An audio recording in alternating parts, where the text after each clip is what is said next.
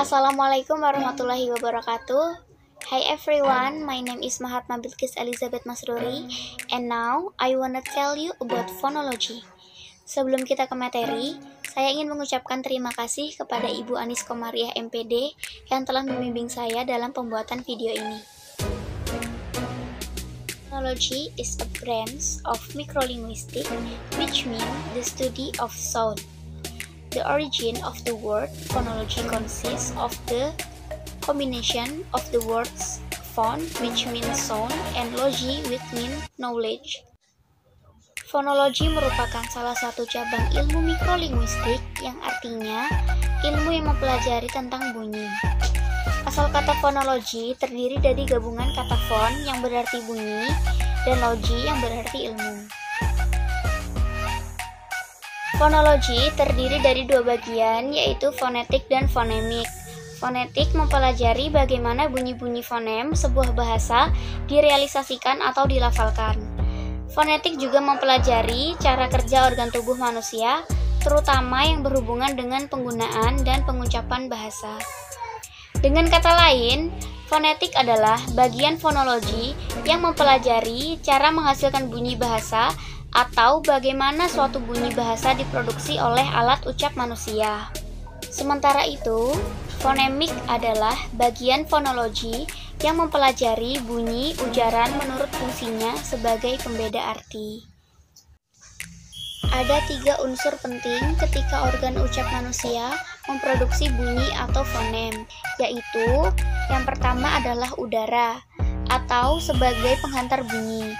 Yang kedua adalah artikulator, bagian alat ucap yang bergerak, dan yang ketiga adalah titik artikulasi. Disebut juga artikulator pasif, yaitu bagian alat ucap yang menjadi titik sentuh artikulator. Ada beberapa istilah lain yang berkaitan dengan fonologi, antara lain fona, fonem, vokal, dan konsonan. Fona adalah bunyi ujaran yang bersifat netral atau masih belum terbukti membedakan arti. Sedangkan fonem adalah satuan bunyi ujaran terkecil yang membedakan arti. Variasi fonem karena pengaruh lingkungan yang dimasuki disebut alofon. Gambar atau lambang fonem dinamakan huruf, jadi fonem berbeda dengan huruf.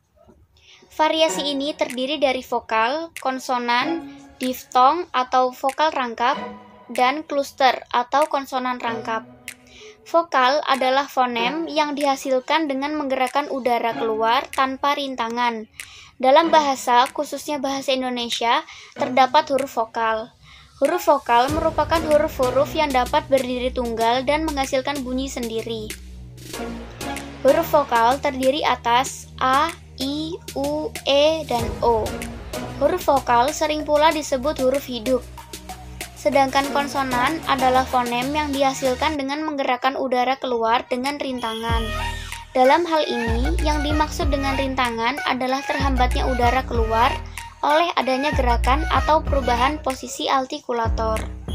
Terdapat pula istilah huruf konsonan, yaitu huruf-huruf yang tidak dapat berdiri tunggal dan membutuhkan beberapa huruf vokal untuk menghasilkan bunyi.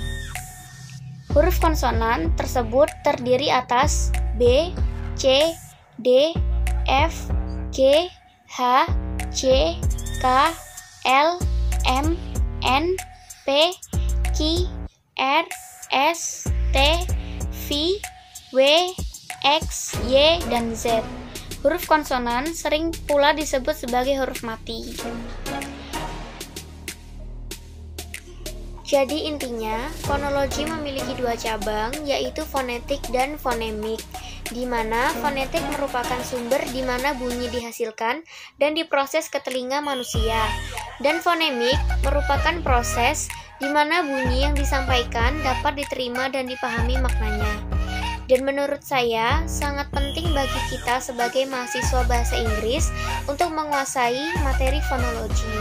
Karena materi ini tentunya akan menambah pengetahuan dan pemahaman bahasa Inggris, terutama dalam berkomunikasi secara langsung, sehingga kita dapat mengartikan dan memahami arti setiap bunyi bahasa Inggris yang kita dengar. Baik, sekian yang dapat saya sampaikan. Apabila ada kesalahan dan ketidakjelasan, mohon dimaafkan. Wassalamualaikum warahmatullahi wabarakatuh.